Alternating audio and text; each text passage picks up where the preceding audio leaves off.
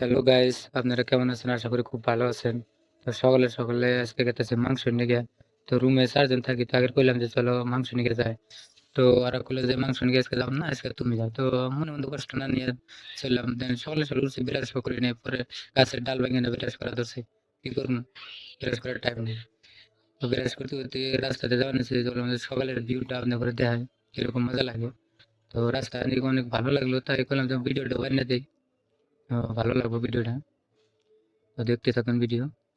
কিন্তু দাঁত ঘষতেছি, কিন্তু দাঁত ঘষা শেষ হইতেছে না। ওই দাঁত ঘষা শেষ হলো, অল্প ভিডিও ভালো দেখায়।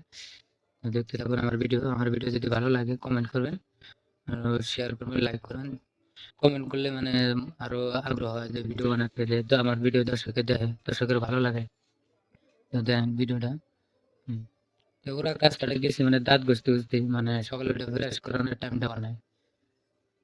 দেন দোকান যখন সব বন্ধ হয়ে, পাশে একটা দোকান নাই, যাই অল্প মুখ দুম বা পানি খাবো, কোনো সিস্টেমই নাই।